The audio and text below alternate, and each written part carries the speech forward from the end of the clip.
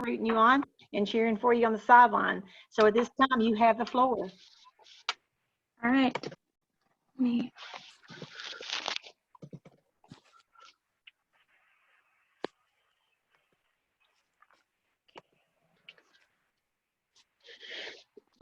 You got it. Okay. Can everybody see the PowerPoint before we do? I've never done. Yes. Yes. Okay. All right. Okay.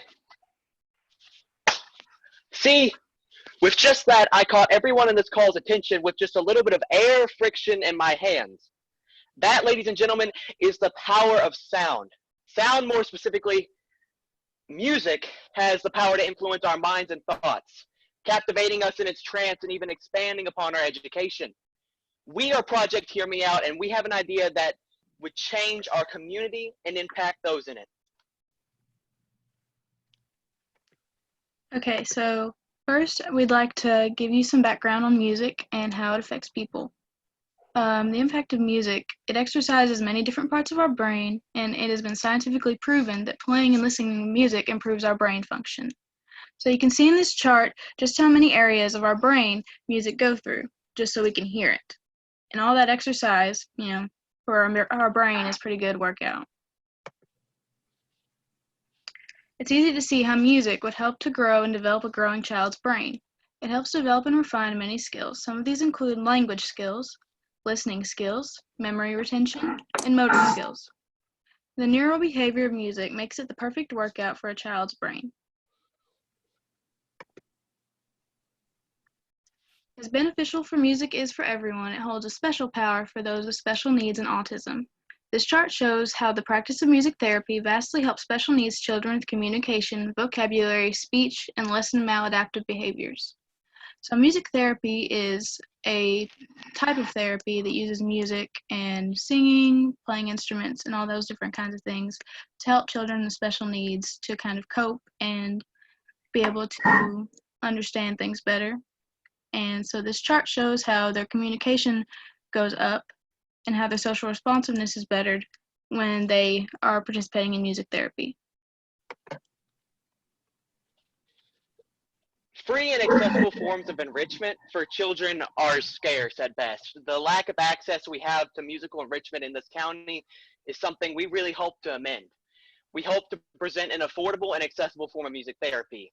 Because you see, nowadays, at least in Kentucky specifically, you have to go to a lot of bigger regions like Louisville or Lexington for children with special needs to be able to access music therapy, whenever music therapy really honestly is something that can help better them, as we saw in the last couple slides, in ways that are just beyond our understanding. If we can try and present even if it be a more affordable help for music therapy, a more affordable form of music therapy, even in just the slightest amount, we would be helping solve a vast variety of problems that we have here.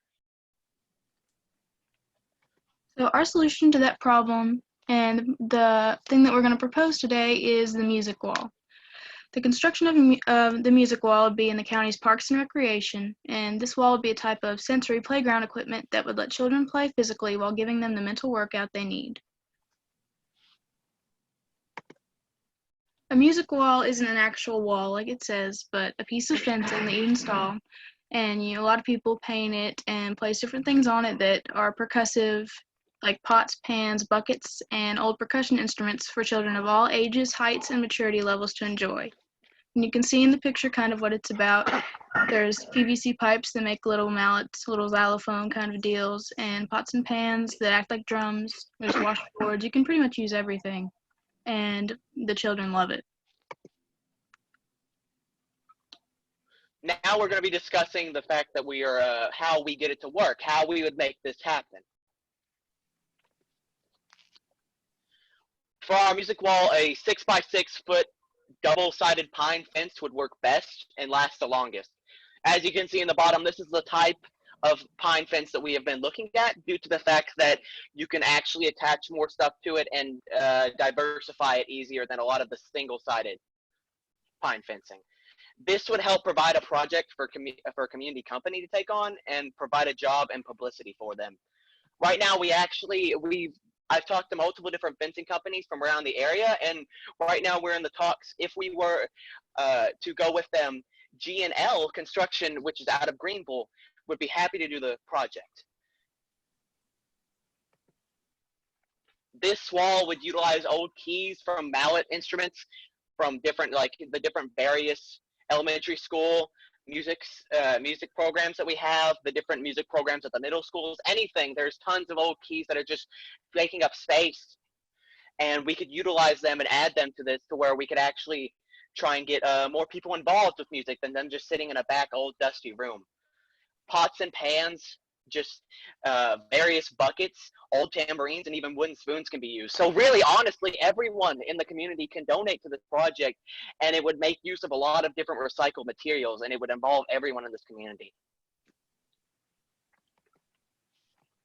The paint we need for this project would honestly actually be included in the installation from the G&L Construction that we are looking at currently. This would leave us to be able to paint the PVC pipes, the fencing itself, and numerous other instruments on the wall. And that would be extra paint, but the varnishing is already included in the cost that we've looked at.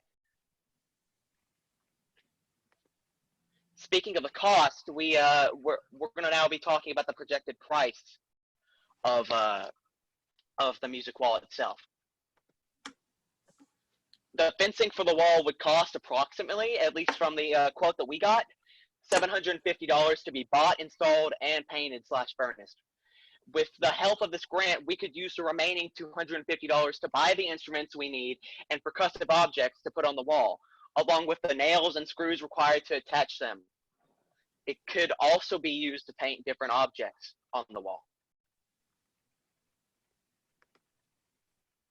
In order to make a music wall that truly provides an experience for the children of our county and will last long enough for the next generation of children to enjoy, we need the funds to be able to build a fence of that strength and to put as many quality interactive objects on it as possible.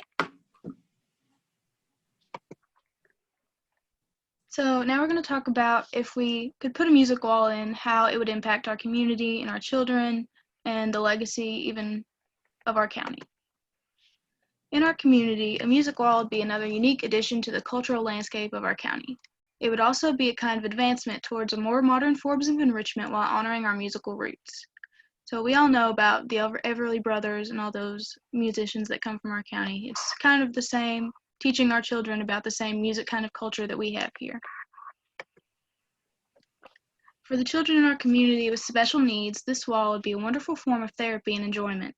Music is so important and helpful for those with special needs, and we feel that they should be given the chance to experience that. I'm very interested in the field of music therapy, and I've seen countless videos and experiences of children and how it's affected them, how much they love it. And I think the children in our county should give a chance and have the opportunity to be able to feel that and experience that and help that improve their situation.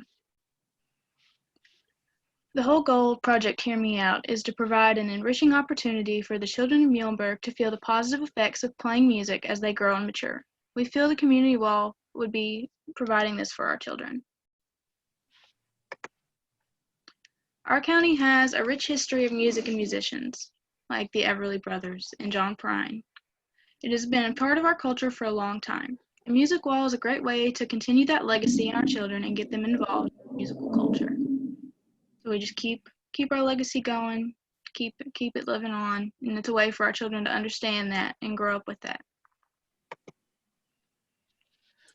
In conclusion, Project Hear Me Out would provide not only a free and accessible form of music therapy in adjacent to the different types that are in other big cities, but it would also make a way for them to be able to experience and expand upon their education.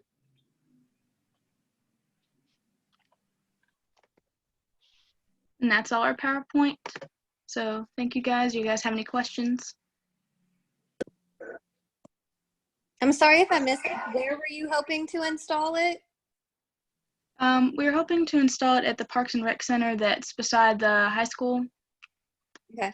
Did you talk to any of the individual schools, like any of the schools, to see if they'd be interested in having it in their school yard or field or anything? And took it on like as a as a project and for the maintenance of it and that sort of thing? I did. I'm actually the intern for both the middle schools under Mr. Troy Stovall, and I talked to Miss Page and Mr. Watson about donating extra keys. So I at least know that that part of the project, the extra keys that we just have laying Having- around, different things like that, would be a very, very viable option. They would be able to help with that. Okay.